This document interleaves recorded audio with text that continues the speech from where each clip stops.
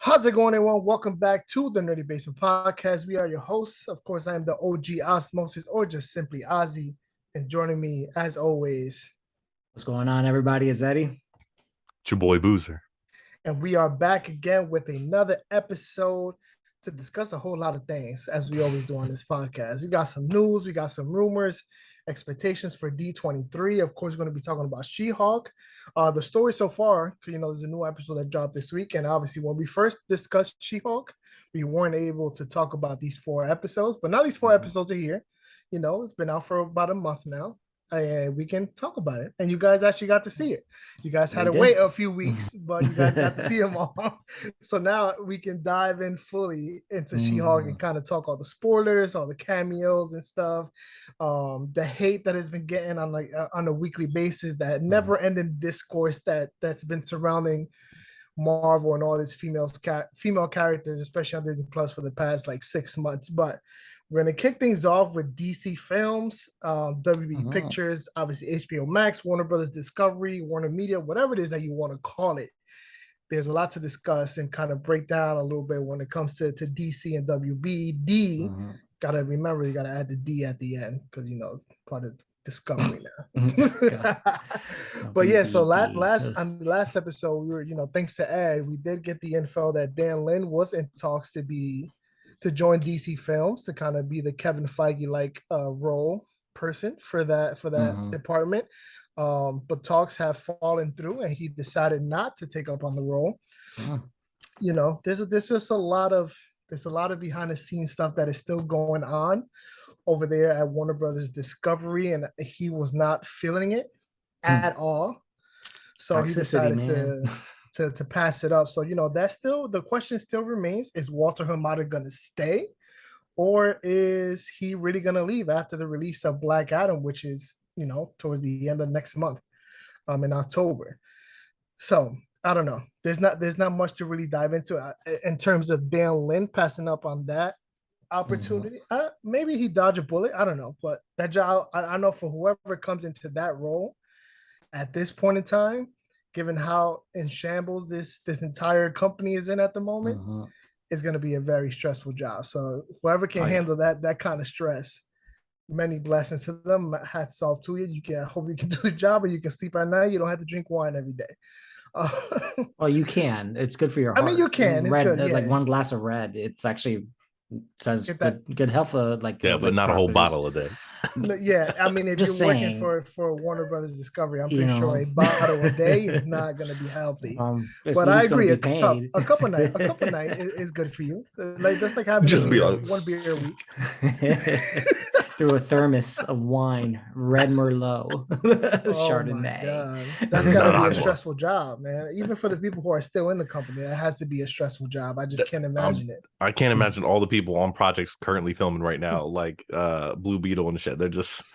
Oh my god! Did you see the Jordan Peele sweat meme? Just oh my god! Did you see somebody? I forgot. It might have been like comic book or something like that. They were talking to the kid that's playing Miguel from Cobra Kai. Like they were doing press coverage for Cobra. Yeah. And all of a sudden he was like, "Hey, what can you tell me about the Blue Beetle?" And the thing is, was like he straight up he was like, you could tell he was like mixed emotions all over the fucking place. I felt so bad for that guy. I was like, kid, I really hope we finish, because really he wanted to say, I just hope we don't get axed like the Batgirl did. And then I'm pretty sure he's like, I'm just not supposed to say anything about these things. And I'm like, I get that too, but I'm like, I'm pretty sure you're just scared that you're gonna get axed. Then that sucks. Yeah. And I mean, it's understandable. It's reasonable given.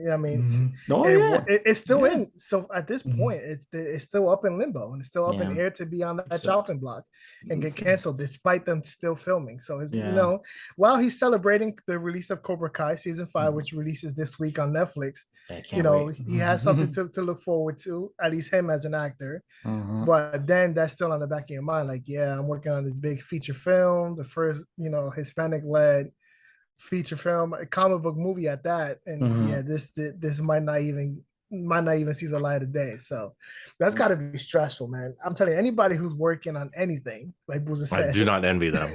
I do not envy you at all. And I think my job is stressful as a customer service rep. Nah.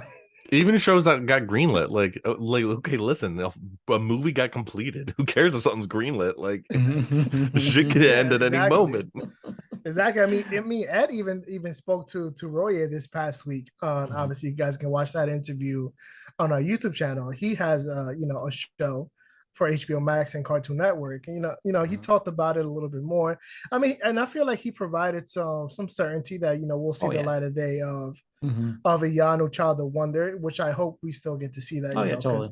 Yeah, and listen, he might be able to give all the hope he wants, but at the end of the day, unfortunately, we gotta wait and see. Yeah, because I know the one thing he kept on saying nothing nowadays. Yeah, that's what he said. He was like, supposed to be press coming out pretty soon. So he was like, that's what we have to wait for. He was like, that's when I could start actually talking about it once this actual press release comes out. So like, fair enough. Everybody's on eggshells when it comes to their. The only movie I know ain't going is Black Adam. The Rock ain't letting that happen. No, that ain't going nowhere. Listen, we got a new trailer today. Black Adam ain't going nowhere. I'm not watching any more trailers, so it's fine with me. Yo, honestly, you ain't missing nothing. Yeah, I mean, I didn't watch it. I posted obviously because we post the news and stuff. And honestly, I think I've fallen. I used to give you a lot of slack for not watching trailers. I'm gonna have to take a moment to apologize, my brother, because I've gotten to the point where I don't watch trailers anymore. Yeah, you know what? I'm pretty sure I can scroll through my messages and see when you talk shit about it, and I'll be like, "Remember this?" I watched the teaser. I watched the teaser, and I typically watch the first trailer.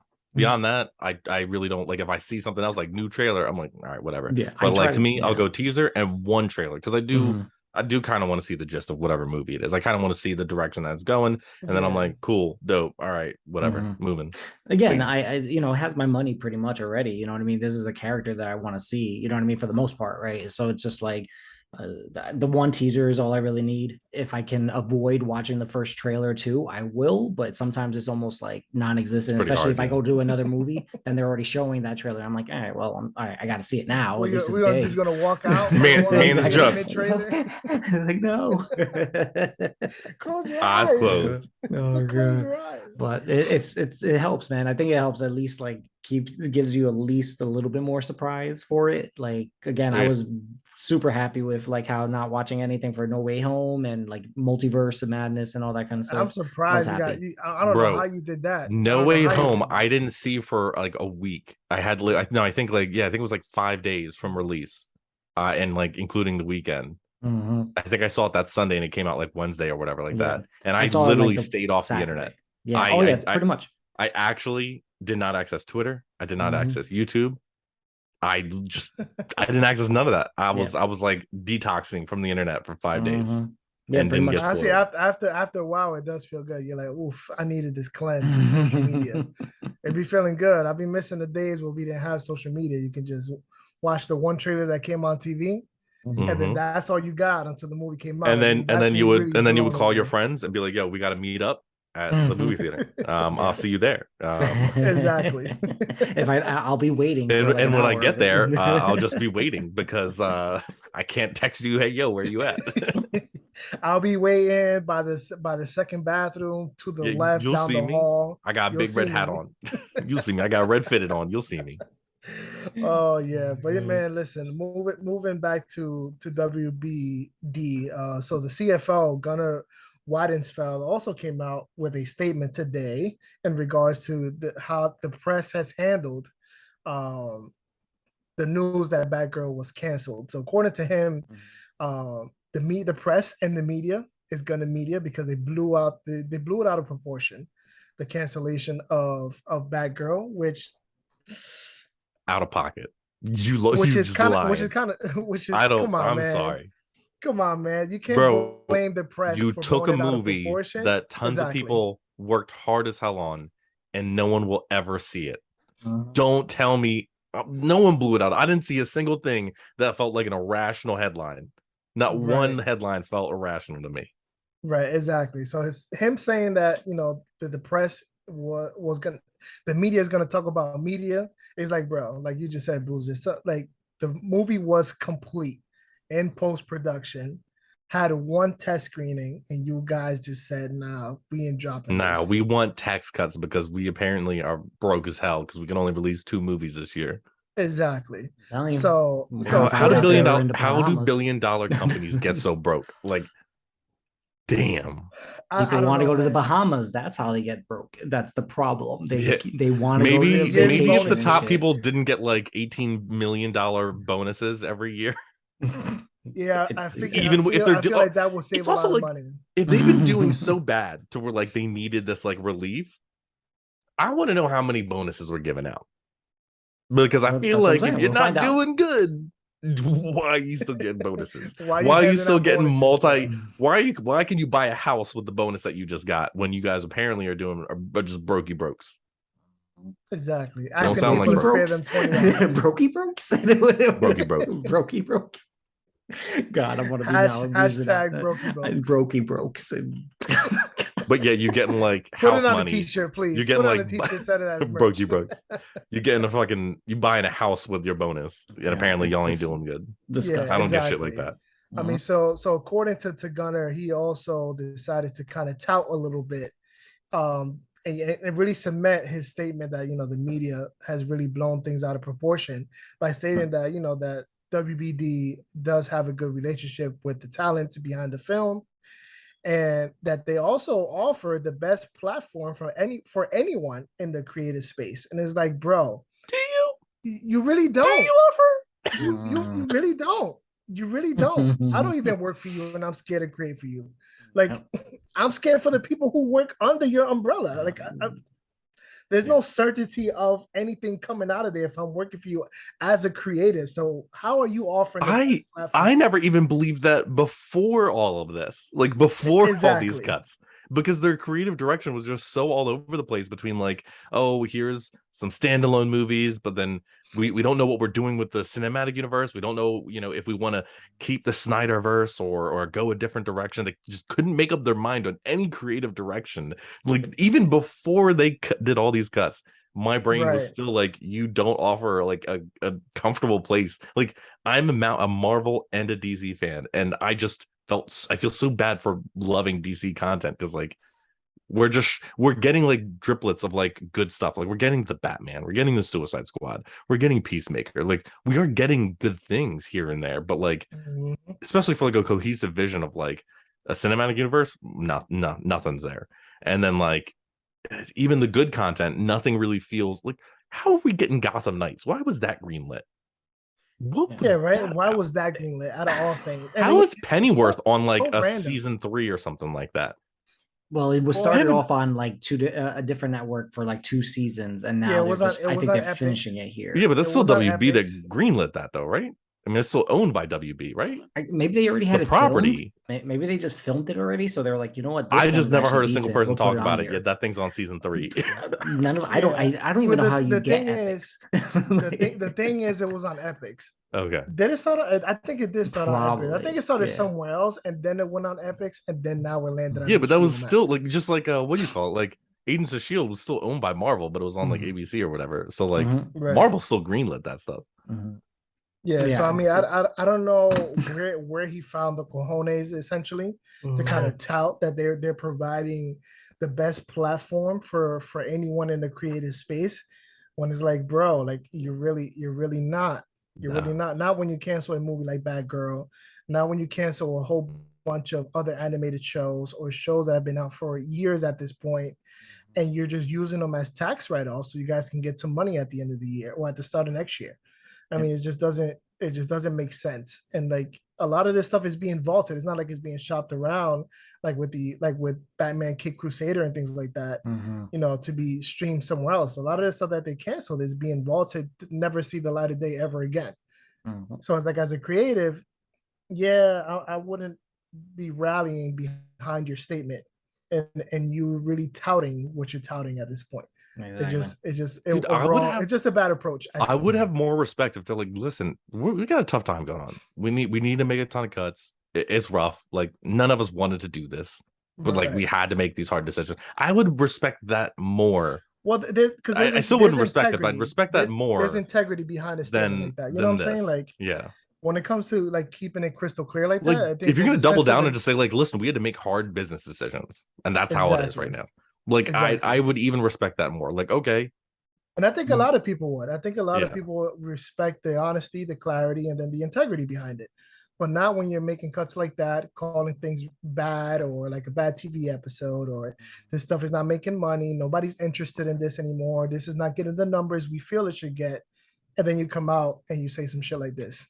And didn't he just recently in an interview, didn't Zaza recently in an interview be like, listen, we'll shop things to other networks, whatever we got to do. He said it's all about getting paid. Like, not all about, but like, we're here to get people paid or whatever. And it's like, I get that. Like, you as an employer, like, you got to pay your people. But like, right, I don't like the idea that you're just like, okay, well, whatever we have, like something, we'll just shop it elsewhere. Like, you know, it's like, and that's only really they're only really doing that, as we mentioned in the last episode with Batman, the Cape Crusade, and the other animated shows. It's like you could have done that with everything else that you canceled. Why didn't you just? That wasn't an option. You know what I'm saying? So it's kind of weird, like their stances and their rhetoric when it comes to like kind of backpedaling against what the media is kind of shedding light onto. It's kind of weird. So this statement kind of took me aback a little bit when I read it. I'm just like, that's a bold state. That's a brave and bold statement. Though, really, you kind of throwing salt into the wound at this point when you're saying things like that. So, I don't know. That's just me when it comes to that statement at this point. But that's what he said. There's not much we as consumers can really do. But and like we're not even gonna, like, unless someone like really wants to get like shit canned in their career, no one's gonna come out and say like the opposite. Right. Like he really made a statement that like no one's going to contradict him. Like he can be like, yeah, we have a great relationship with our talents. And unless someone like really wants to get like just screwed over from like getting other jobs, like no one's gonna be like, no, this is actually, we have a horrible relationship with them, because then they're just not like, they just the difference is the difference the directors, you know, the difference is they paid them. That's why he thinks that they have a good relationship. They're like, hey, they took our money, that means that they are accepting this and all that kind of stuff. Now, do they respect the decision? Of course not. And no, none of them will obviously say that. Like, no one's never be like, they'd be like, yeah, and I understand why, you know, so on and so forth. But the thing is, they're good because they were like, you know what, hey, no hard feelings. Here's your money. We're good, right? Like, bye, right? We filled this contract, call it a day, because that's what all it comes down to. Money walks. You know what I mean? And that's where they're at. So of course he was probably right. We have a great relationship with them right now because you just paid them a couple of $1 million and for nothing really, because you're not even getting anything for that. So there you go. They got their money. Unfortunately, they'll know for themselves. Obviously, they're not going to be able to show off anything that they did. I was again excited for Brendan Fraser's, like Firefly. I wanted to see what he did with that. Like to see him in a different suit. Like I've never seen a live action Firefly. So hey, I was excited, but that would have been dope. Especially the behind the scenes stuff that we got to see for Firefly. Wasn't there one on Gotham? Mm-hmm. I believe there was kind one of. on Gotham. It was like I think it was a female. Yes, it was the female one, and so I'm lying. Excuse me, but they just gender swapped her. Like that's all fine. But she was okay. But they also made like Gotham did a lot of questionable things. But Gotham did a lot of stretches with. But I did enjoy it. But I did enjoy like Bane. So there's a lot of shit there, but again, like we'll talk about that again. I still liked the ending. I don't think I watched the last two seasons. I don't think I watched the last two seasons. But like the funniest thing is like every season that I watched it, I was like, how is this getting renewed? And like there were things I loved about it and things that I just hated, and I was like, this thing is so conflicting. How is this continuously getting renewed? Dude, it'd be like that. The thing is when network shows, they made a Batman show without Batman. As long as they get in their ratings, they'll review it. And it worked for that reason. I'm telling you, the first season was amazing. Second season season was what great. Happened? Yeah, first season was really good, but it was also first season was really like never picked it up again. Yeah, it eventually got to the point where they're like, okay, we need all the Batman villains, but we don't have a Batman old enough to play Batman. So James Gordon is just going to be as good as Batman, but we'll eventually need Batman. So I don't know how we're gonna do. So they rectify. Okay, God, we're way off. I'll finish it. They rectified it when they got to the point that he does eventually get a little bit more Batman-esque when he was growing into the role, getting trained. Because he's very young in the beginning of the show, but he still is. He finished it, and he's barely. Yeah. Honestly, they still even like the person that we saw in the suit at the end. It wasn't him, and that's the suckiest part too. I felt bad about that because I'm like, that's not you, most likely, because you. I'm like, you definitely didn't, like, you know, I don't know, it might have been him. I'll look it up later, but it definitely didn't look like him. But they've rectified it to a point. They just showed a lot of the older, you know, characters that he still fought, and but just like now he was just soloing it, you know what I mean? So it was again, I think they did a good job with it, like overall, not as overall good job. Certain seasons very questionable. Don't know how they got through with those. And certain arcs very questionable. Yeah. Oh yeah, horrible. Oh yeah, some of them were just weird as fuck, but it is what it is. Gotta appreciate them willing to do some wacky things. Mm-hmm. Listen, what is it? What is a comic book movie or show without anything wacky, right? Amen. Yeah, I mean, speaking of Brendan Fraser, man, my man's been hitting the ground running with these roles. He got a 7-minute standing ovation at the Venice Film Festival. Brought that man to tears, man. He's been getting the W since he came back with what, Doom Patrol. That really put him where he needed to be, especially given what he's been through in Hollywood, how he got blacklisted and all that. So I'm happy for Brendan Fraser. This is a podcast dedicated to Brendan Fraser this week. So that's the title of the episode now. We dedicate this episode to the Brendan Fraser Renaissance. You know. So yeah. Anyway, moving on from that, we got some casting information for the Joker 2. So Catherine Keener has joined the cast. We also got some new casting info. Let it go. Let it go. Let it go, Boozer. Just let it go. Let's get through these.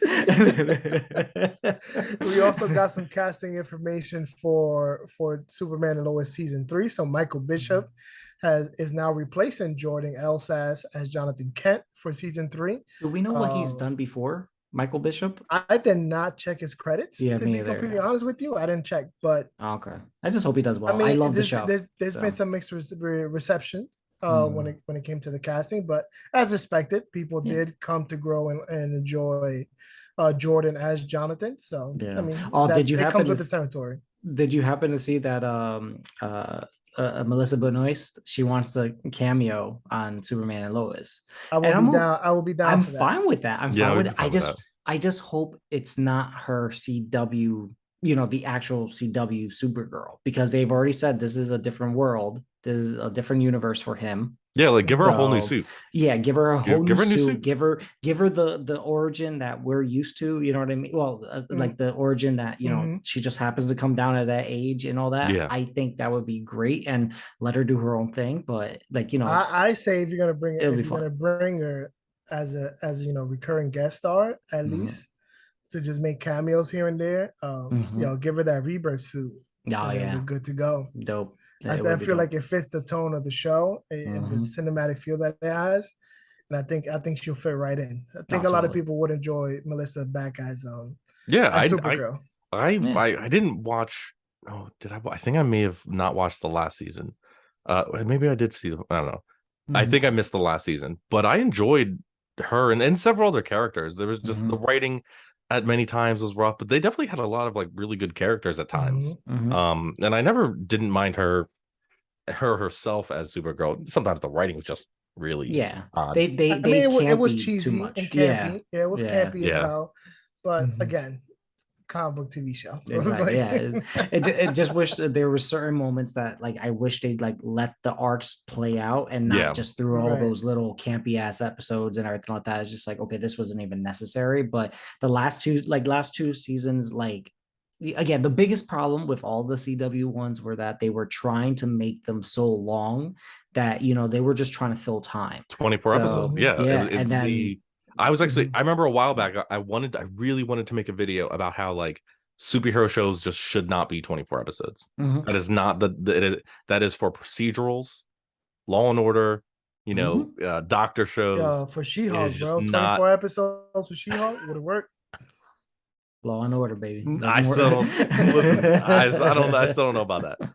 But I just don't think superhero shows in general. I just don't think like they work like that. I just don't. It's too much. It's too much. Right. Yeah. Yep. Especially with the budgets they got to split. With the budget, especially, that's something you got to take into account immensely, because that does dictate how the quality of the show and the final product. Right. But yeah, moving on from that, we got Harley Quinn season 4, which was announced and confirmed a little over a week ago. So that's, hooray for season 4. Hopefully we get more Batman eating some cat on this season. So hopefully Batman ate for the right cause. But there is a huge rumor going around at the moment. This is unconfirmed yet, but there is supposedly, again, rumor, just so everybody knows this is a rumor, that there will be a crossover. There is a crossover in the works between Titans, Stargirl, and Doom Patrol. Now the question here would be, does this now save both Doom Patrol and Titans, who, if you guys remember, a few episodes ago, when WBD was making all those cuts, they were considering, ending Doom Patrol with one more season, as well as Titans with this upcoming season. What do you guys think? I would assume. Yeah, again, if they had again, the season's not done for Stargirl. I will say right now, I just started it 2 episodes. I just got 2 episodes deep in it, and I'm in love with it. They are actually doing a pretty good job right now. Stargirl's great. Stargirl is doing so good. We'll talk about that the next episode. Yeah, I think next episode we can. And yeah, I don't see why not. Honestly, the tone works with all of them. Now, again, the problem is I need Stargirl to go to Doom Patrol or Titans because they can curse still. And they I think that's the tone that it was originally with Stargirl. They still showed this teenage angst and a lot of angry adults. I need them to still be able to curse. Now, if they go into the CW episode, the only ones I think will probably work out there is maybe Garth, and Garth. He's the only one that could probably be somewhat PG. That's the only thing I could say. Yeah. Listen, I think go ahead, Musa. I need to apologize because when I recently saw a clip of a bunch of Stargirl fights, and they was actually fire, bro. Like the choreography, a lot of people down kind of overlook Stargirl. I thought it was going to be a silly show, mainly because it's CW, bro. And I don't know. I'll be honest, I didn't know anything about the character. So I was like, listen, I saw first looks, I judged the book by its cover, and then also CW, which, listen, fair to me, CW has not done fantastic, does not have a fantastic record across all of its shows. Yeah. So I was like, I don't know about this. Well, you got to remember, though. You got to remember, it started on a different network. Yeah, it started on the different network. It was just, they didn't cut anybody from the cast and crew or anything like that. Yeah. So it's like the same producers were working on this now, just on a different platform. So it's like, yes, it definitely, they PG'd it up and they CW'd the shit out of it, man. But it's like, it's still, they're keeping the quality. They're keeping the quality of the story and the fight scenes and stuff like that. Like, I was impressed. I was like, listen, it had better choreography than most of the stuff I've seen on like Arrow and stuff, which usually had like sometimes really good choreography, sometimes like way too much. But like, I was like, okay. I was like, even in scenes with like a lot of characters fighting too, I was like, yeah, that fight from I'm not a fan of some of the costume designs. From last season at the school in the cafeteria. Oh yeah, totally. Yo, bro, that shit is fire. That Stargirl. I will never allow anyone to slander Stargirl. You know the one I just started thinking about Arrow's fight scenes like all the times. Like anytime he hit him with his bow and everything, it was just like I'm like, why does it even sound like that? It's like gotta make it sound epic. I was just like, everything's I was just like, okay, I get it. You're like, pop, pop, pop, pop. I was like, I get it, but it just made me think about all the funny times. But yeah, Stargirl, fucking already 2 episodes in. Starman is doing great, and I'm just like, it's Joe McHale, bro. Dude, it's Joe McHale, bro. Come on, he's a scene stealer. I kind of do feel bad a little bit for Breck because he does have that star power, and you can just see it. And he's not, obviously they're not focusing on him as the character in those scenes, but he just has it. And it's just like, and you see it with him with Stripe. You know what I mean? Like he's still trying to make him be like the little sidekick. And the first 2 episodes, there's just so much little unpacked drama between them. It's gonna be great. It's gonna be great. It's gonna be great. So we're definitely talking about it next episode. Remember, we do got some screeners. So we got the first 6 episodes that we can kind of tiptoe around. We have to. Bit. How many seasons of Stargirl is there? Three now. It's on its third season. It's all on its third. Okay, so it just premiered 2 weeks ago. How many episodes are the first 2 seasons?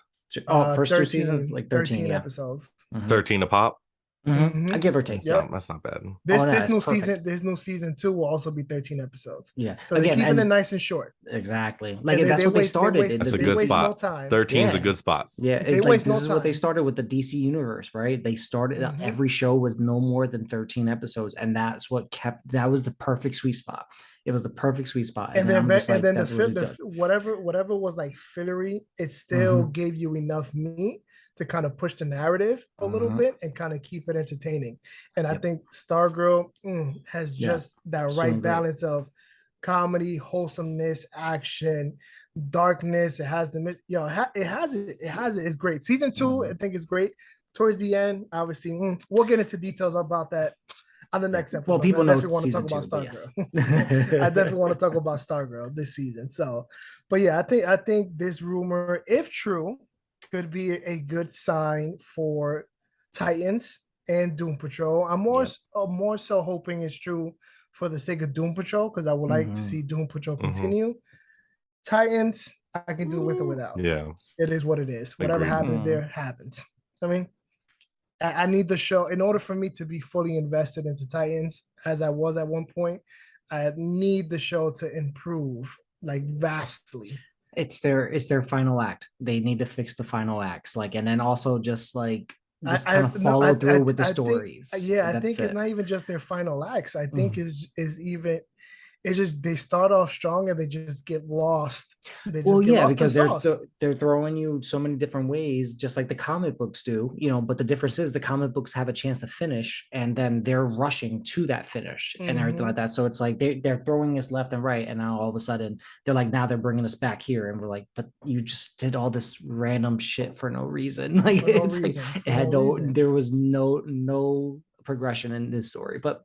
Yeah, so again, I think, but like I said, with the final acts, those were always the hurt ones. I'm just like, how did you just do that? But yeah, I think I'm fine. I want to see Titans more. I need them to redeem themselves, and Doom Patrol, they just deserve it. They need to be back up with no problem. Doom Patrol definitely deserves to be saved for another season or two, at least another 2 seasons. But we'll move on to some Marvel news and some expectations and rumors for D23 Expo, which is this weekend. So a lot of the stuff I'm going to be talking about here is just rumors for now, because this is stuff that is just swirling around the internet until we get actual confirmation this weekend during Marvel's huge, I think almost 2-hour long panel that they're going to have this Saturday. So, just in time after ZapCon, come home, watch it. You know what I mean? Could kind of cover that on social media. So we're expected to get our very first look at Werewolf by Night at D23.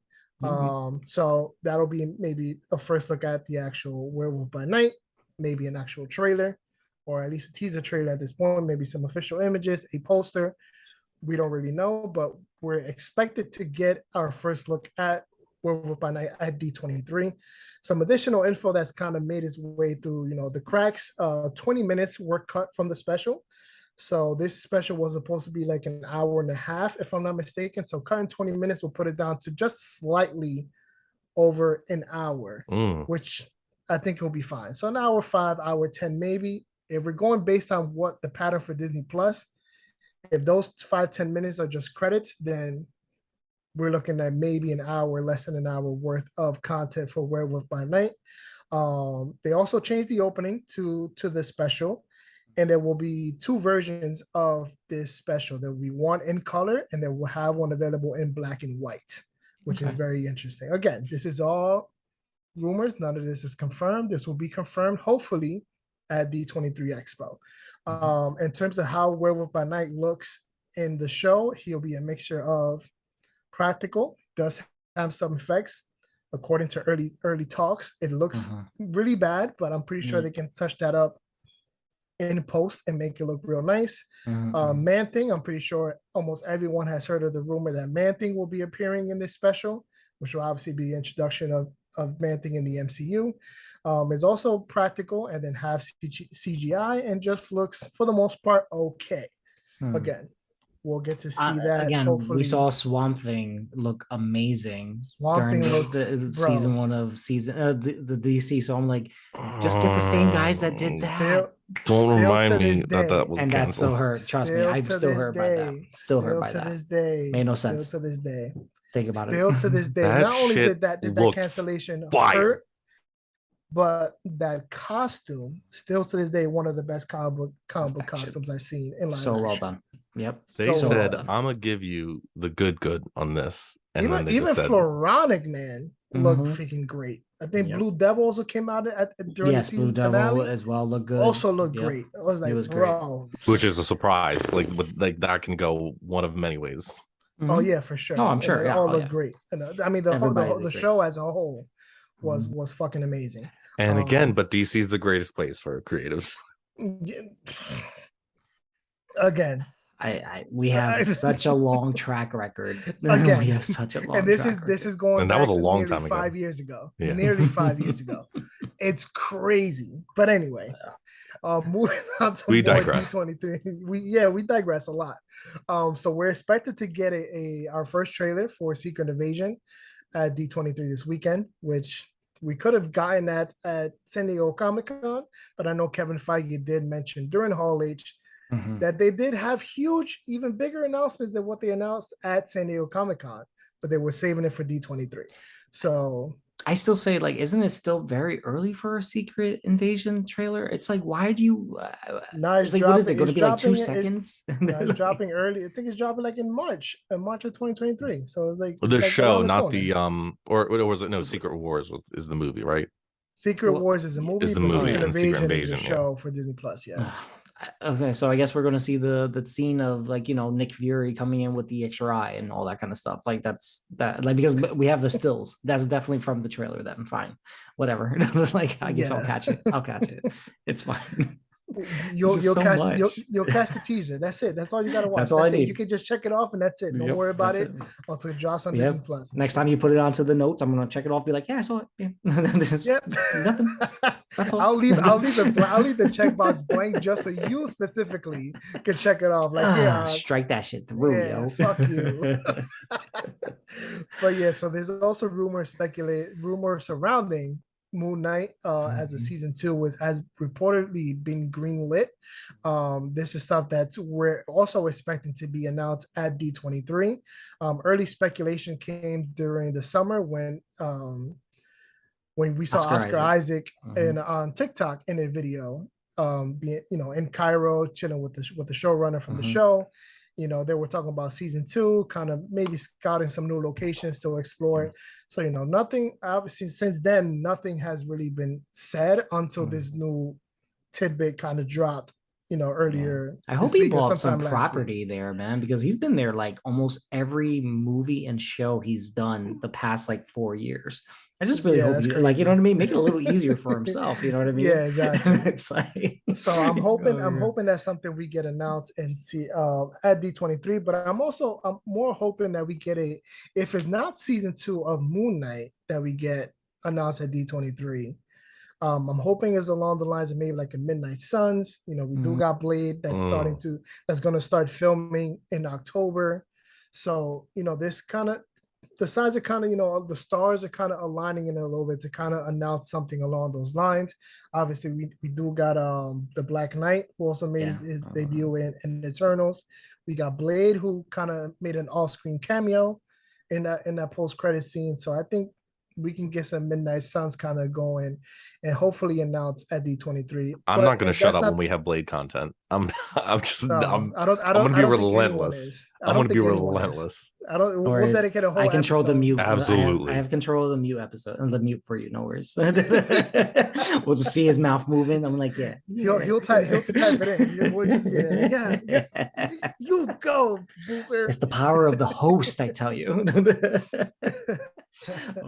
But yeah, so we another rumor we have is that this is regarding the Echo series that's currently filming, that the Black Knight Cartel will be the main villains of that series, and obviously that'll be alongside Kingpin. As we know, he's returning for that show as confirmed by Marvel, so that's that's not anything new there. I did a little research on the Black Knife Cartel, because I didn't know who they were. Apparently they have connections to Bullseye.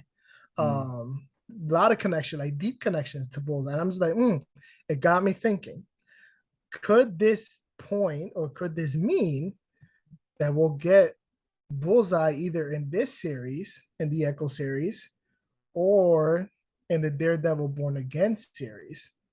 And could we have Wilson Bethel, who played Bullseye in Daredevil season 3 on Netflix, returning as Bullseye? Because they kind of left it open-ended. I definitely think he should. I definitely think they should bring him back. He was a great Bullseye, by the way. For sure.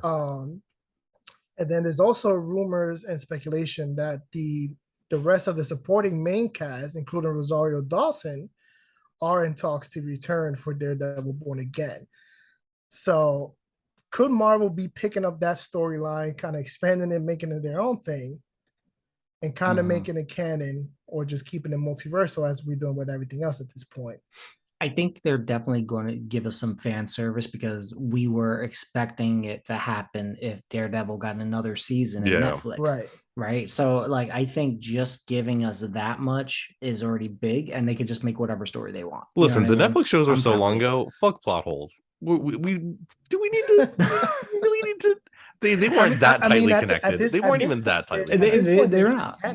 Yeah. I mean, plot holes don't really matter. They're canon, multiverse. Everything. The answer to everything is literally multiverse. Yeah. True. That's how you get Andrew Garfield and Tobey Maguire and No Way Home. Everything multiverse. It exists. It exists in the multiverse. That's the easiest loophole they could have found. I think the timing to that is just perfect.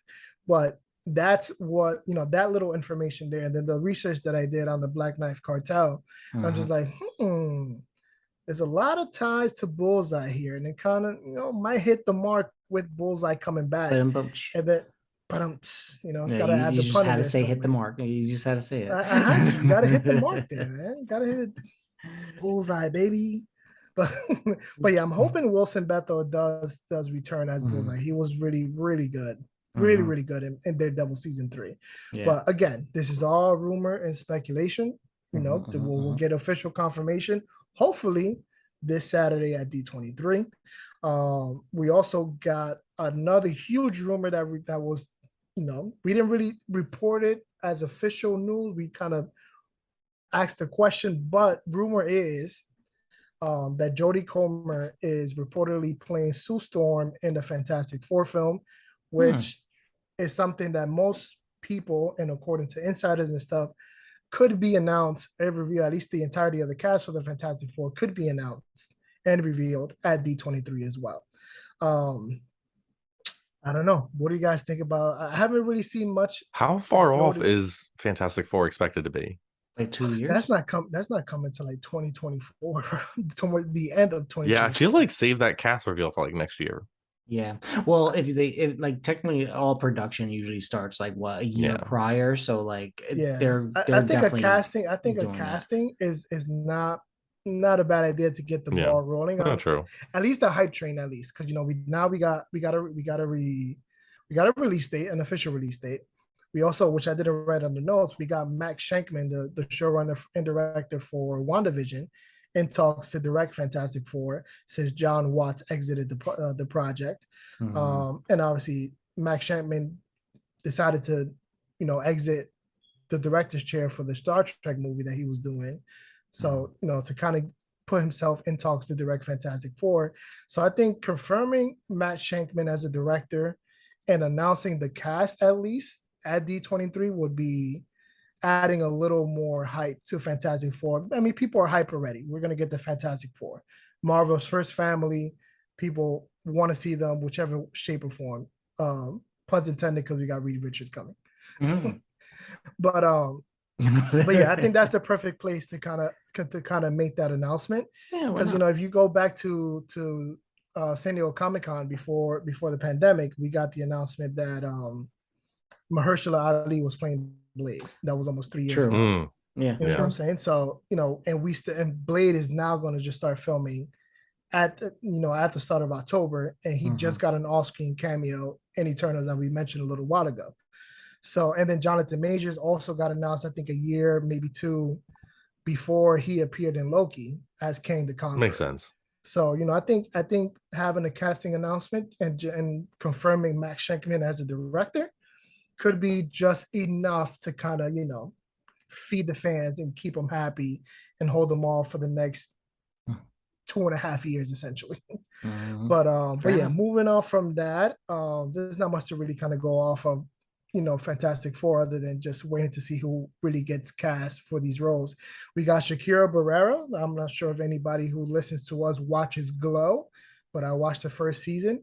Great show. She's in that show. It's on Netflix, streaming now. This is not an ad. Just got to clear that up. But she's been cast as a series regular in Ironheart. So that's undisclosed role. Cool. Not much to really go off of there. That's all I got for you for Ironheart. I mean, we'll wait to see what happens when she comes out in Wakanda Forever. Moving on to Star Wars news, Squid Game star Lee Jung-jae has been cast as the male lead in The Acolyte. And joining him has also been Jody Turner-Smith, who's also been cast as a series regular in The Acolyte as well. That's all we got for that. In other news, HBO and HBO Max's The House of Dragon has been getting stellar reviews, stellar viewership. It got after its second episode, it got a season 2 renewal.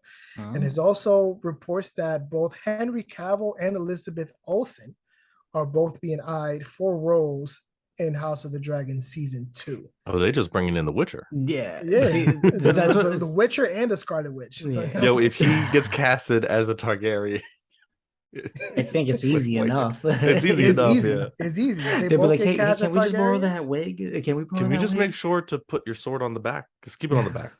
And make sure you toss a couple. Let's get you 2 swords. Too. Oh my god, toss a couple coins too. You know what I mean? You got to toss a coin to your Witcher. Here and there. As long as it's not like as they're series regulars, I think it's better off that way, because I love the fact that Game of Thrones in the beginning, they weren't huge names yet. You know what I mean? Everybody was still up and coming, and I think that's what made it so much sweeter all the way through. You know what I mean? Right. Because it's like these people just made the biggest performances of their lives, and we were there for it, type of thing. Like, so having like Henry Cavill and Elizabeth Olsen, like, I think keep them sparingly in it and all that kind of stuff. I think that would be a huge deal. Yeah, I think it would be good. I've been waiting for enough episodes to be on House of Dragon so I could just binge it. The whole fucking thing. There's 3 episodes out now, so I think you got 3 hours of content.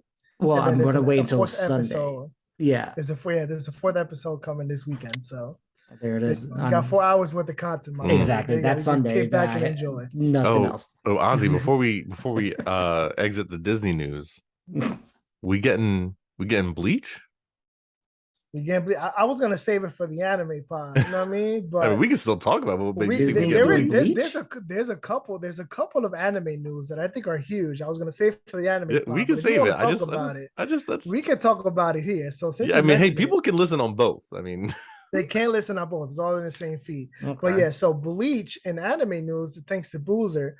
So Bleach the 1,000-Year Blood War arc is gonna have its premiere at New York Comic Con. That Saturday. I think it's October 8th. Yeah, October 8th. New York Comic Con is gonna have its premiere there. On top of that, Netflix has also announced a live action Yasuke adaptation. So this will be a 5-part event series, telling the story of Yasuke, the first and only Black samurai of Japan. Obviously, we got the anime adaptation. The head writer of that anime adaptation, Nick Jones Jr., is returning as executive producer and as head writer of the live action adaptation. And then Omar Sy, you guys probably know him from Lupin, the Netflix original heist series. He's going to be playing Yasuke in that series, and he's also going to be executive producing. So I hope they do something different. I hope it's not. I hope it turns out great. I kind of hope it turns out better. I hope it's not a copy of the anime, because I wasn't my favorite. Wait. So, but then Disney is still they're the ones doing Bleach though on their network. Disney's trying to get into the getting rights game. In terms of how this into the streaming anime game into Disney, there's been a huge rumor going around, and this was started by some rando on Twitter, and then some big YouTuber called whiff of that tweet, and then made a video, and then that video blew up. Yeah. And then it just spread like wildfire, like insane wildfire. So that rumor is that Disney has acquired the streaming rights to Bleach 1,000-Year Blood War arc. Wow. And we'll have that streaming on Disney Plus as opposed to it streaming on Crunchyroll. Yeah, which has already had all of its events, and it's still not made an announcment of Bleach. So it's very unlikely it's going to be on Crunchyroll. The crazy part is, and like I was mentioning to you during text when that whole ordeal was going on, there hasn't been any announcements from Disney themselves. Okay. Yeah. I saw that. So you can fix that. You can fix that on the camera. Let them know. Let them know. Yes, it's not a fully built place, guys. For $1 a day, you can get us a studio, though. Yeah, for $1 a day. Listen, there's 45,000 of y'all collectively. $1 a day, and $1 a month. As a collective, 45,000 y'all. Listen, we can do this full time. That's easy money. Easy money. No, I was kidding, but no, seriously, please just help us. Just give it. Just drop a tip in the tip jar, $1 each of y'all, and that's it. We're all good. But yeah, going back to Disney and Bleach. So yeah, that rumor is saying essentially, when it comes to Bleach, right? All of the promotion, all of the marketing has been done by Crunchyroll, right? Because Funimation is, non-existent at this point. Yeah, they still got the app and whatever, but it's owned by Crunchyroll now, right? Or at least absorbed by Crunchyroll. Not necessarily owned, it was absorbed into Crunchyroll, into one platform. None of the marketing for Bleach has been done by Disney. You know what I'm saying? And Disney, if they own something, Disney is gonna flaunt it. Because that's what Disney does. They like to show how big this is. A wholly weird situation. You know what I'm saying? Like, and to not listen, they promote the fuck out of Star Wars Visions, and that's their venture into anime. True. And they don't shy away from promoting the fact like, listen, we're dipping our toes into the anime industry because this side of the industry of the medium is booming beyond belief at this point. So to see Disney, to not see any sort of marketing or any indication from Disney themselves, knowing how Disney is, this late, nearing release, I'm not sure why that rumor came to be and why people ate it up so much, especially when all of the marketing has been done. When is D23 Expo? D23 Expo starts, preview night is tonight. While we're recording this episode, but all the major announcements start tomorrow. We'll find out tomorrow. Listen, if there's no news of Bleach, if it's not like Disney is streaming Bleach, all I'm saying is tomorrow, if that doesn't happen, then I don't know what's going on, why it hasn't been announced yet anywhere else. Like all I'm saying is the announcement of Bleach premiering at New York Comic Con was made by Crunchyroll. It was not made by Disney. Yeah, you got a point. So you got a point.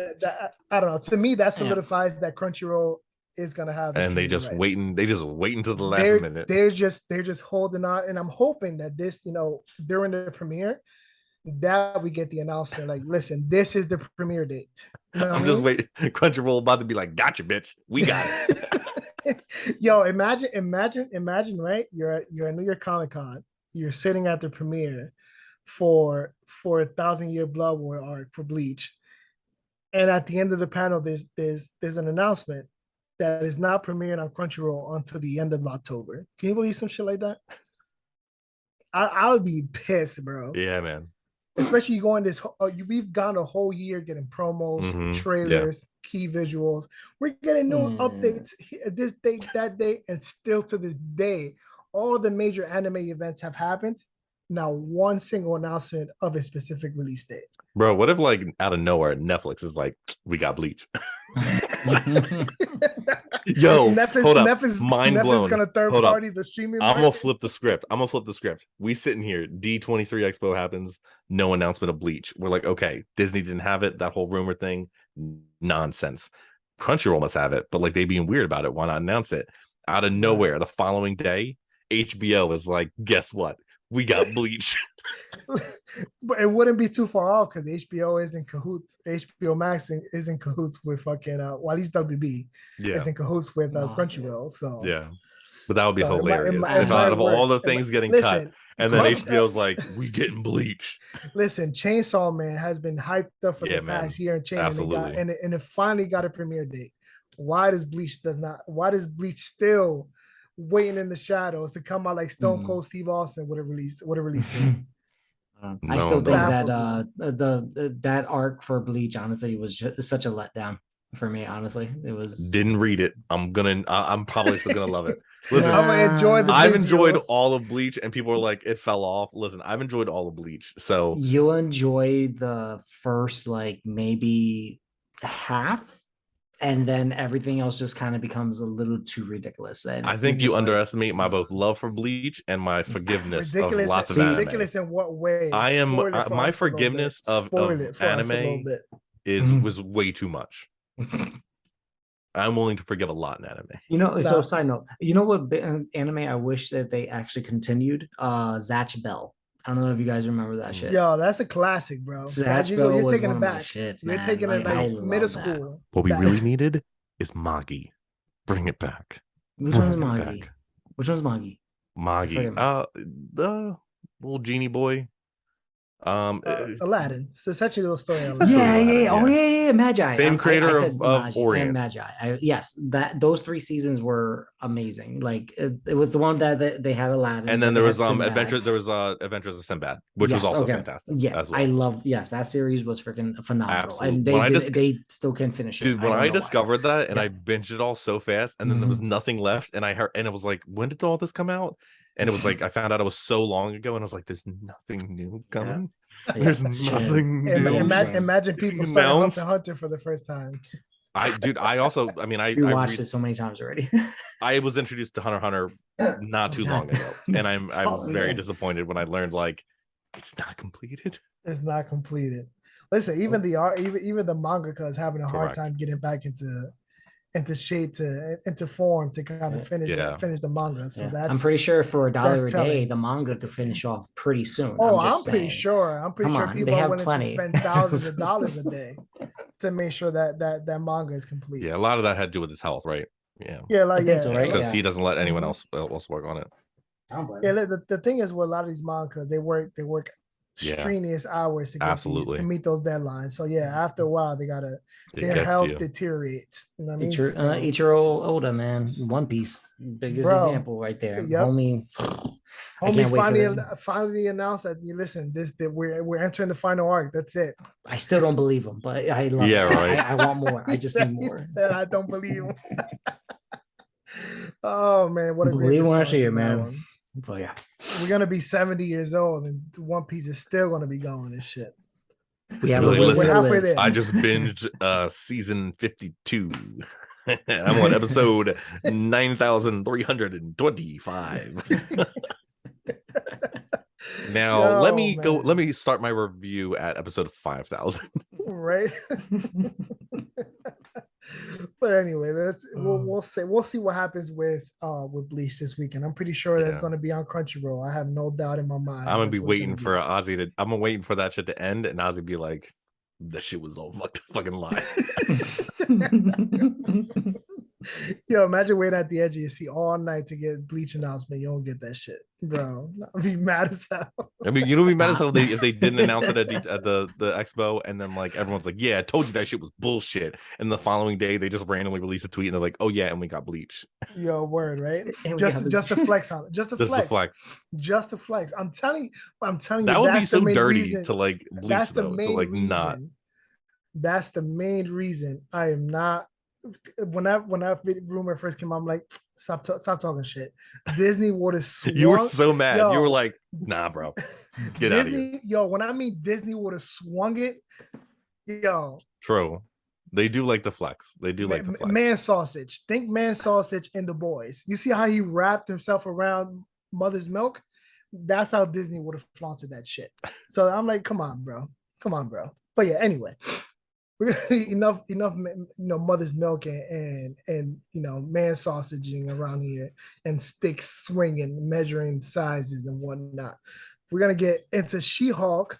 We're gonna review episodes 2, 3, and 4, and we're gonna talk about them briefly. We're not gonna dive into all the super minute details. We're gonna give an overview of these episodes. Obviously talk about the discourse that I want to focus on the discourse that She-Hulk has been receiving these past few weeks, because there's a lot to dive into with that, especially with the body yada yada yada.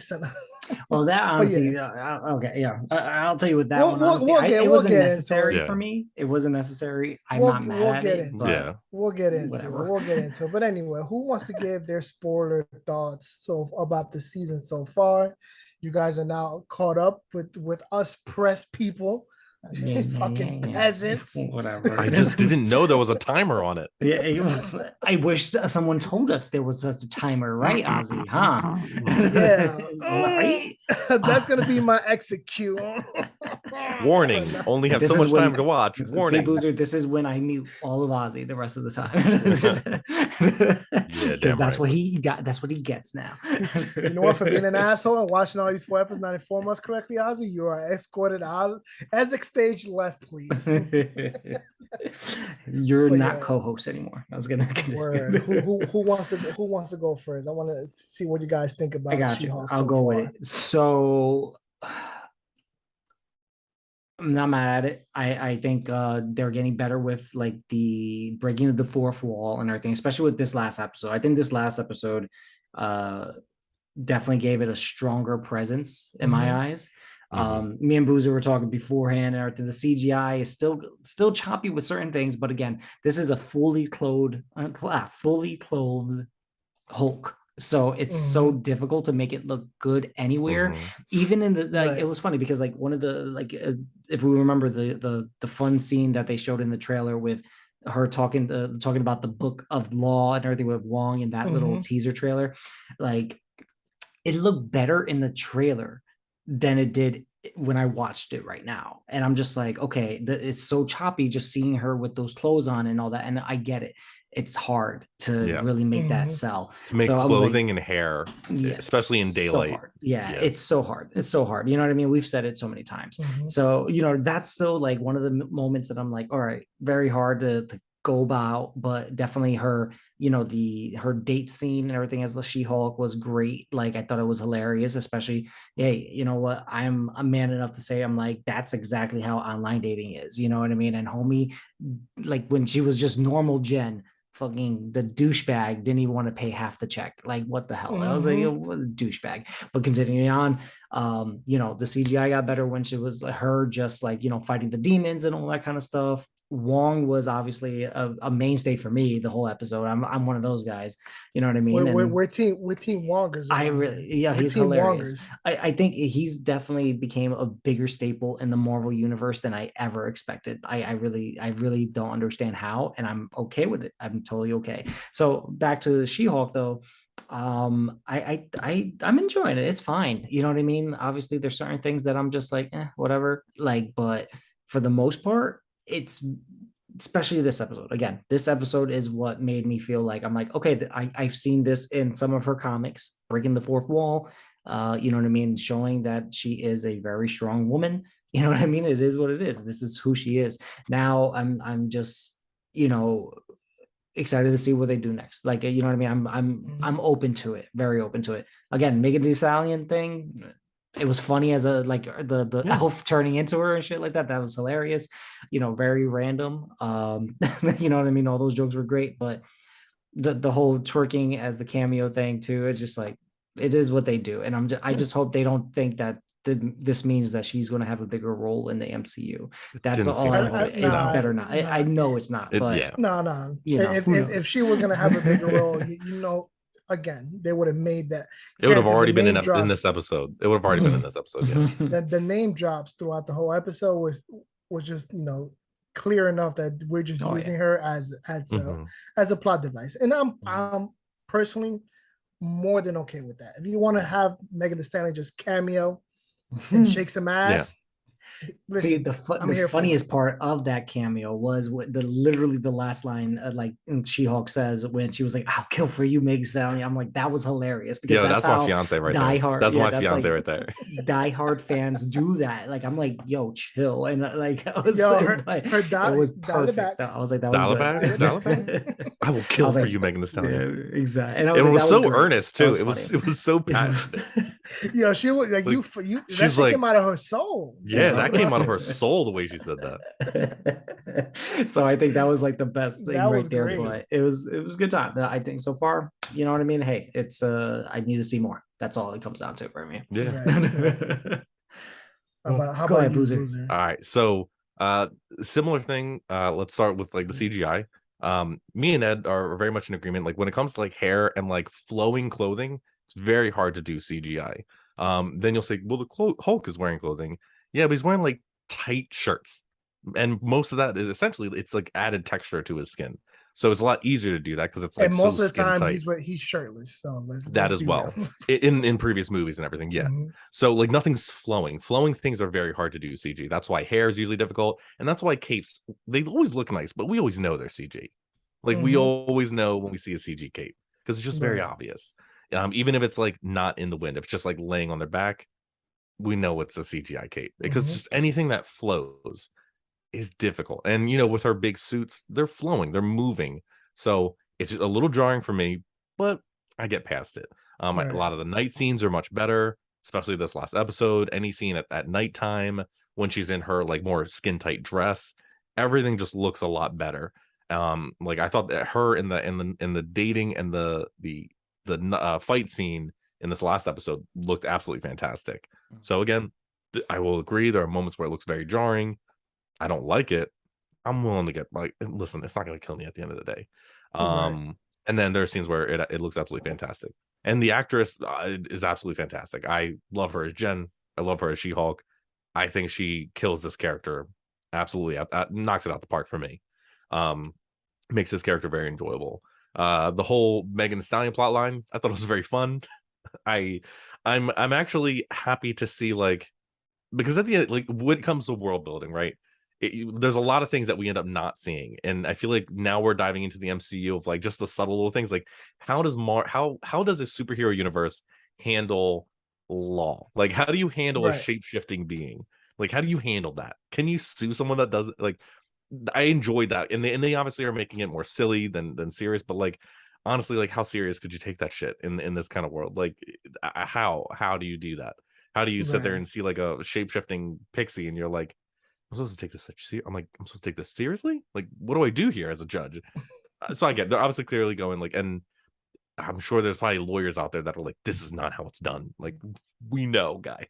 Like, even in Law and Order, all the times they stand up and they're like, objection. Like, that's not how it's done. It's just not how it's done in a normal court. my fiance had like what do you call it? Jury duty, and she's just like, it's so much more boring. It's boring as hell. It's boring as hell. It's boring as hell. Anyone who sat during jury duty.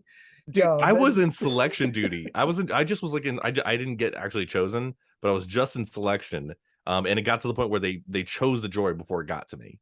So I just didn't have to do it. But like even just like witnessing that process, my God, it was a bore fest. Yeah. And of course, like Law and Order, they make that shit like so entertaining to us. But like, God, that was boring. And it's like it's still so different. So we know. I'm fine with it being like more silly. It's supposed to be a fun show. I'm cool with that. So I enjoyed that. The Megan Thee Stallion thing. Listen, it was for me. I didn't need it, but it was fun. It was an end cameo. It was like the end scenes are like just an end joke for us to have a little gaff. So I'm fine with that being like, okay, Megan Thee Stallion was in this episode just to point out how pompous this dude is that he thinks he can actually get Megan Thee Stallion, and then we get her twerking with She-Hulk. I'm cool with that. That's fine. I got. We'll talk about it more, but like I got no problems with that. Even my fiance was like, "There's no reason to have problems with this." And then like the latest episode, very much enjoyed it. Back up a little bit. The last episode with the wrecking crew, right? Yeah, I was let down by that, by the way. Yeah, what? I was let down. I expected they're goofballs in the comics. Maybe we'll see more from them. It seems like they were strong. They had a mission. Maybe they'll learn like they're really not up for the task, and they'll. I mean, I think the Wrecking Crew served their purpose. Yeah, they served their purpose. They definitely set up a much bigger threat that's looming in the shadows. Someone's trying to get that blood. Yeah, just like in the Amazing Spider-Man 2, got to get that superhero blood. Exactly. to cure what's Osborn. Yeah, I remember. But yeah, so that was fine. But yeah, the latest episode was probably definitely my favorite. I think Wongers was really good. What was that girl's name again? Madison. Madison with a Y and an N, but I won't tell you. Madison with two. Yeah, I gotta find out how to. I gotta do something fun with my name. You think it is? I gotta find out. I gotta do something fun with my name. But Madison, I think was great. I Can you spell it for me? Sorry, yeah, that was like her. Madison was great. That was. It was spooky and then fun and then scary. She was great, and then like that end credit scene was also, I think, hilarious. Like they're just. Side note. Oh my god! I just thought about. All right, I'm gonna be okay. I think Jake, the demon goat, is actually a nod to Mephisto. Just definitely a nod to Mephisto. So I'm just throwing it out there. I'm pretty sure. I'm sure they just gonna keep toying with the whole Mephisto joke at this point. Like, also, I'm pretty sure though. I don't know if anyone's a horror movie fan, but for me, Jake is Black Phillip from The Witch. Jake is absolutely Black Phillip. If anyone watched that horror movie, The Witch. Nothing really happens. Nothing really happens. It's from A24. But basically nothing really happens until like the last 15 minutes, and shit gets lit. Just look up like the end of like that movie, and it's just wild. But there's a goat. There's spoilers. Then there's a goat, and his name's Black Phillip, and he like kills the dad, and he like kills, and then like he ends up like whispering to the girl, and it's like a demon and stuff like that, and there's like witches in there, but like his name's Black Phillip, but it's really like Satan, and he's like, do you want butter, do you want bread, do you want anything you want, like he's, but Black Phillip, and he's this black goat that looks exactly like the picture at the end there, and I'm like, shit, that's Black Phillip up in there. But that Mephisto, they're just always gonna tease us with Mephisto. But yeah, I really enjoyed that episode. I think Wong is pretty funny. Wong is just living his best life, by the way. Yeah, if this is the life of Sorcerer Supreme, I want it. Yeah, right. Like, why did I feel like Doctor Strange was like not having? Well, I mean, he was chilling with like his like he was chilling. Yeah, he was chilling too. Sorcerer Supreme seems to be a lit life, but Wong, I'm actually surprised how long they're keeping Wong the Sorcerer Supreme as well. Well, I think that's awesome, because think about it now. Strange is going dark dimension wise to hook up with Clea and all that kind of stuff. Pretty much, obviously, I'm not trying to ship him right away, but it is going to happen. We that's his thing. Going by comic book, if you go by comic book logic, which a lot of people don't do, then you know where it's going. Yes, and but then I think it's actually so much better to show some respect to Wong like that, and be like, you know what. This is, Strange doesn't want it anyway. You know what I mean? True. He just like knowing that he was the big dog at the time and shit like that. But like, I think we're just so used to in the comics, he's like typically the Sorcerer Supreme, but he's many a times not been. Yeah. So, but he's in the comics right now is Clea, who's the Sorcerer Supreme. Oh yeah. But yeah, no. Last episode, really enjoyed it. It was a very fun episode. I like the idea of like, again, what do you do with a magician that like that got kicked out of that school? How do you stop? Like, how do you stop him? What do you do there? Like, how do you? I did love. I was actually pretty funny. I nerded out with my fiance because he was talking about like copywriting art, and then like you can't copyright art, and then she's like, you can, and then at the end she gets a trademark infringement because what's her name trademark Titania She-Hulk. But actually, I remember in college there's actually precedent. That like there's a lot of precedent where like if you are doing business under a name but you never trademarked it, that even if someone actually goes and trademarks it, that doesn't mean they can then like sue you for it. Like there was actually a company that I think it was like a makeup company that was doing makeup, and like they were selling, but they never actually trademarked their name. And then another company was like, F you, trademark this name, stop selling your shit. But they actually lost in court because that other company had been doing business and proven that like they were like recognized as that business, and they essentially had common law, because like a lot of things are like common law for the most part, like especially with copyright. But nerding out aside, I'm curious to see how this is going to go, because like she following a stupid lawsuit. She following a stupid lawsuit, and I'm hoping that it's portrayed as that. I mean, I just like how they just building up the friendly rivalry that that She-Hulk and Titania are gonna have eventually. You know, just so I'm really looking forward to that dynamic. We haven't really seen them engage too much so far, but they're really starting to add more building blocks to that dynamic between the two and that rivalry. So I'm really looking forward to that. But I mean, in terms for me, this is the best episode out of the 4. To be completely honest.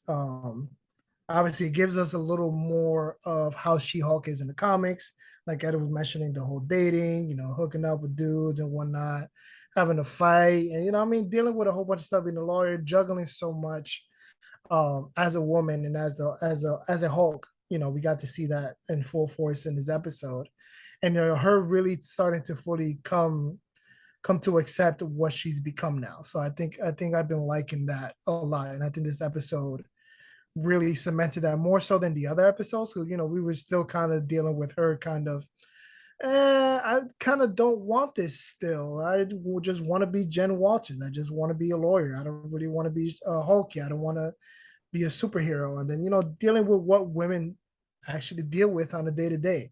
So yeah, I'm just enjoying the show for what it is, giving us the female perspective, you know, giving us some comic book. And today, looking back at most of the characters we've seen in the MCU so far, I feel like She-Hulk is probably one of the most comic book accurate, you know, depictions in live action so far in the MCU. Outside of Miss Marvel, even though there were some changes with Miss Marvel, but I feel like She-Hulk for the most part is probably one of the most, if not the most comic book accurate character we've gotten in the MCU in terms of, you know, adaptation. So, I mean, the show is solid, just like it. I'm just waiting to see now that now that the entirety of the world is caught up with the episodes that I got to see super early.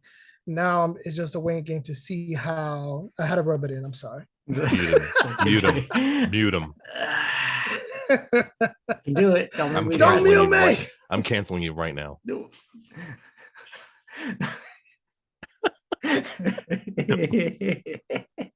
I don't know if Ed actually did it or if Ozzy's playing around with this. I did. I think he's supposed to. No, he actually did mute me. He wasn't playing, guys. He wasn't playing. The power. It's funny. It was cute because it says ask to unmute. I was like, what? I have to ask now? No. Yeah, you had to ask. That's so serious. I got a notification here. The host. The hierarchy of this podcast is changing. Is about to change. But yeah, I mean, for the most part, I said, just to backpack off of you guys, I've really been enjoying She-Hulk. Yeah, like some stuff doesn't hit the mark as maybe it hits for other people, or maybe how the writers intend, and that's completely fine. Like, I'm not, as a consumer, the writer's job is not to appeal to every one of my personal preferences when it comes to creating the content that they're creating and whatever. You just can't please anybody. It's physically impossible. But, you know, I mean, there's some fun tidbits there. I mean, I can't really complain about that. It's super fun. I've been enjoying it. The CGI, I mean, it is what it is. I don't do graphic design. I don't do VFX work. I don't know how to do computer generated images. So, I mean, it doesn't deter, it doesn't fully take away from my viewer experience. Yeah, does it hurt to see sometimes in some scenes? Definitely. Yeah. It's like, kind of takes me out a little bit, but it is what it is. I mean, what can you do? It's a hard job. It's a hard. I mean, you gotta think this is one of the few. Like, this is a pure CGI character. Exactly. Almost the entire episode, every episode. Exactly. Almost the entire episode, every episode. Especially because her job demands that she look like it. That she's in She-Hulk form whenever she's handling her cases.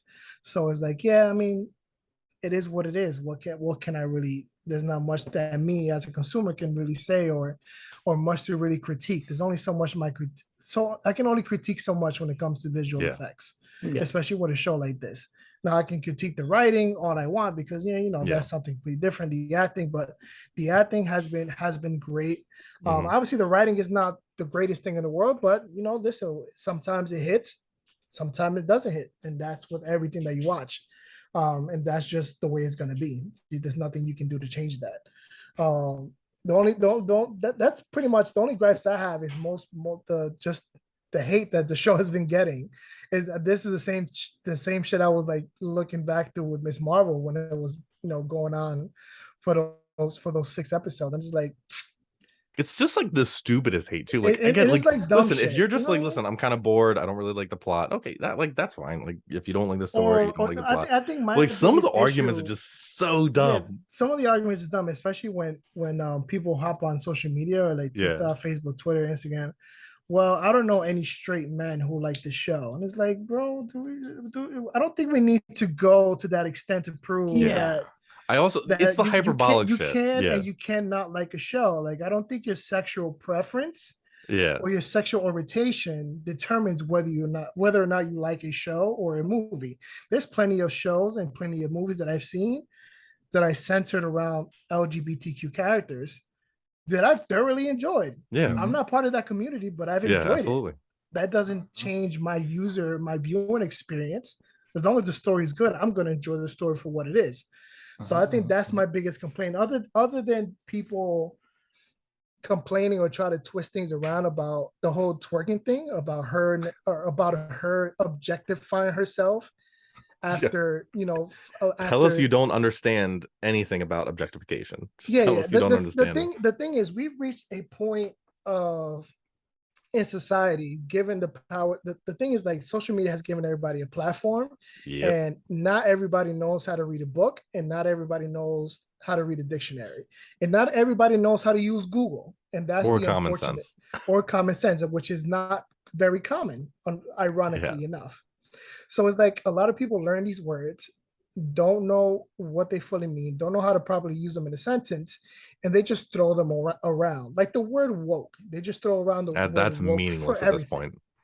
I'm not even a person that usually likes to be like, oh, this word is meaningless, but like I can't. It's at a certain point now. I truly, when someone says like this is woke, I don't know what they mean. Yeah, I don't know. Like I genuinely don't know what. Even what when about it first came this out, when people is first woke, and what using is woke about it? What does that mean? Because there's characters of color, there's Hispanic characters, there's Black characters, there's female characters, there's LGBTQ representation. Is like that's what if you have that's even going, like, taking it away from She-Hulk a little bit. A lot of that has been prominent now with the new Lord of the Rings series. That Prime has come out, the original cast of Lord of the Rings have come out to speak against it. The Boys, Erin Moriarty, who plays Starlight in the show, has been getting a shit ton of misogynistic hate on social media. She's got to prove it. She's got to prove it. She's got to show all her DMs, to the point that Eric Kripke has come out and put out a statement. You know what I mean? Even the House of Dragons is dealing with the same thing. So it's like, where as a society have we fallen so far to have shows that have female characters, has BIPOC representation, or has just female empowerment as its focal point, or providing a story that gives you the female perspective, and that be a problem? You know what I'm saying? Like, that should it's a weird thing. Case. I mean, we have people that literally one random person tried to tweet at Neil Gaiman and was like, "Yo, even I remember that. I don't know if you saw that, Ed, but it was even. I don't tweet, guys. I do not do that for this reason, because I'm like, I will just end up going down every list. Your health is way better than ours. I guarantee you. What the fuck is wrong with you, and so on. Well, I do run, so. But so someone tweeted at Neil Gaiman was like, even Elon Musk doesn't like this show. What do you feel about that, Neil Gaiman? And then Neil Gaiman was like, listen, I don't come to Elon Musk on advice on not how to buy Twitter. So, what the fire response? He doesn't come to me for that. He was like, he doesn't come to me for that advice. I don't go to him for advice on like good writing or television or anything like that. And then someone was like, well, you should, because your Lord of the Rings is horrible. And then he was like, should I tell him that I don't do Lord of the Rings? And then there was the best part of that response. The best part of that response was like, this person thinks I wrote Lord of the Rings. Yeah. If they don't like Lord of the Rings, wait until their hands and their eyes feast on the Sandman. And it's like, bro, they're gonna have an aneurysm. And then even after that, there were still people that couldn't do an ounce of like just like one look up at the previous tweet. And there were people that were like, and there were still people saying like, oh, your Lord of the Rings show is so woke garbage. And it's like, dude, if you just look up one tweet, you'll see that like he has nothing to do with it.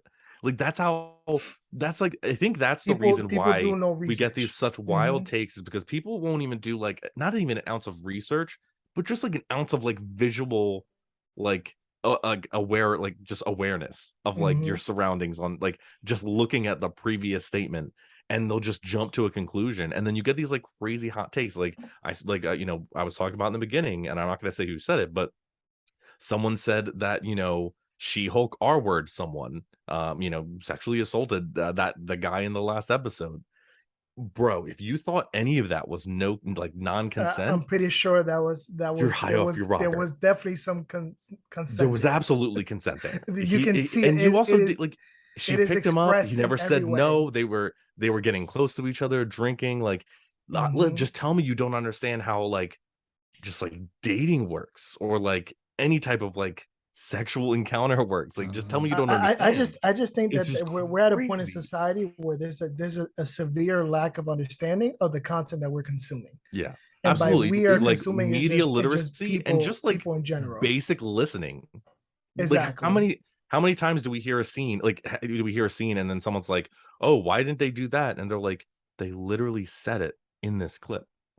Like they answered your question in the clip. Did you not actually listen to it?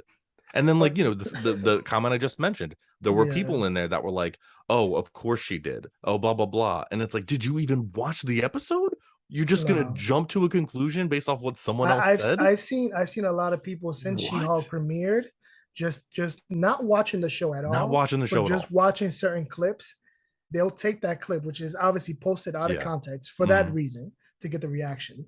And people will just ramble about it without having to watch the show. And I'm not going to mention any names, because I've seen a couple people who I follow, content creators who I follow, who have done this purposely. And I'm just like, I didn't think you would fall down this low, honestly, compared to what you were before. The discourse around Stan Lee saying he would be rolling in his grave over the twerking scene, and some people saying he was like a Christian man or something like that. Like, no. He made Stripperella. He posed nude with like a magazine cover over his jock in like that man. You think the man who created Stripperella, you think would have an issue with twerking? Word. Absolutely insane. Like, again, and then also like you were saying earlier, I forgot that you had mentioned when you were talking about like all these companies coming out with like, hey, can you stop saying racist shit or like homophobic shit or sexist shit to like our actors? Like, can you just stop that? And then people saying so and so company or whatever attacking fans, and or trying to deflect criticism. Listen, one, I don't even know how that's like a rational, like a realistic HR PR move. Like, I don't know how saying, hey, stop being racist to our actors would stop anyone from criticizing the show. Who's gonna sit there and go like, I was gonna criticize the show, but like, I feel bad for that actor that got racist things said to them. Right. No one's gonna do that. If someone's gonna criticize the show, they're gonna criticize the show. Hearing that some actors are being harassed isn't going to stop someone from criticizing the show. Exactly. And it also doesn't equal that criticism is the racist, sexist, homophobic things they're talking about. So exactly. It's this like manufactured outrage. Marvel attacking fans, Disney attacking fans. It's just to get people so angry, because none of that is happening. Absolutely none of that is happening. None of it is happening. If Marvel's saying, hey, we don't want you saying racist things, and then you coming out with a video saying Marvel calls fans racist. Listen, if you're a fan and you send an actor a racist comment, yes, Marvel is talking about you and you're not a good person. But if you're not a fan doing that, Marvel's not attacking you. I refuse to call people. Marvel's not attacking you, and you're not a fan if you're doing things like that. Yeah. So like, you lose that fan card. But like, I'm just sorry. Like it's the manufactured outrage that kills me. And it's every day you see, someone saying they're getting harassed. Oh, it's fake. You don't have those. You didn't get those DMs. And it's like, do you like? Listen, I'm. Or they play it off as the ace card. Oh, it's just a joke. I was just absolutely. joking. Listen, I am an absolute nobody at the moment. I'm a nobody. If I ever get big, I know what kind of comments I'm gonna get, and I know I'm probably gonna get a lot of N-words. I'm probably gonna get a lot of other things because I'm like racially ambiguous. I'm sure I'm gonna get a lot of fun hate comments. So what I mean, I guarantee you, I'm literally gonna keep every DM, and when people are like, oh my god, these people, I'm not just like offload and be like, listen, I'm just one person that's barely a somebody, and this is all the shit I get, and I'm not even anywhere near these other big celebrities or anything like that. So you can only amplify that by like 30 times. I know small cosplayers that get racist comments after racist comments. Look, what it comes down to, Boozer. It's wild. Look, we can't do anything about it. No, we can do. Yeah, it is what it is. People are gonna do it when they have the platform, and they're gonna do it. Now the question is that when are they going to just not let it affect them anymore? Because here's the thing. If this means that they're going to quit doing what they're doing, then yes, that's becoming a big problem. But guess what? That's their choice.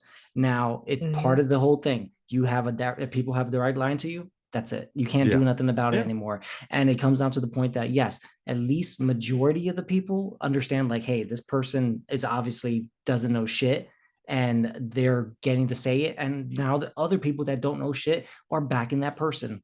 That's democracy at its finest. Honestly, it's ridiculous, but it's frustrating. I can tell. I can tell, Boozer.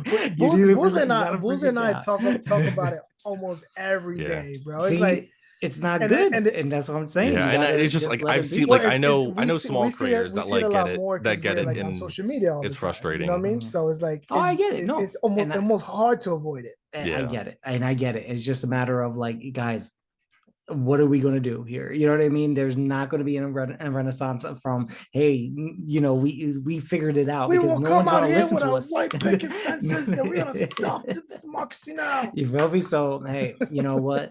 The only good thing all we can do is challenge things when we see it, and that's really all. And the one good thing you could be said, guess what? She-Hulk is trending.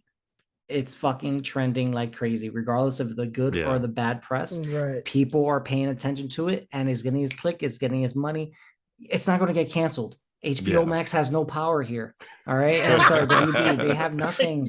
They got no power over Disney. He says Zaslav has got no power here. They've sliced as much as they sliced. They can't slice anymore. Power here. It's like Bane said, and this gives you power over me? I don't think so. But yeah, we're gonna leave it at that. I feel like we gave enough of our 2 cents. We gave you a whole pie. We gave you a whole pie. Boozer and I know it's getting late. We all got jobs tomorrow. We got a lot to do, but we're gonna leave you with that. Hopefully, you guys enjoyed our tangents. We went on a little longer than we kind of planned. Looking at the time, we went a little longer than what we wanted to. We'll clip stuff. There's definitely some clippable stuff in here. We'll provide some nice clips for you guys. But we'll see you guys on the next episode. Make sure to keep up with us on all social media platforms, including Boozer, our Last Line Show, Comments in the Basement. The Nerdy Basement is literally everywhere. Obviously, keep up with us on Twitter and Instagram for all our D23 coverage this weekend. And also for those who are local to New Jersey, by the time you're watching this or seeing this, whatever the case may be, hopefully I saw you at ZapCon, as I will be there. I will be part of a panel. I will be in attendance, walking the show floor, all that good stuff. So we'll leave you guys with that. We'll see you guys on the next one. And as always, stay nerdy, my friends. Peace.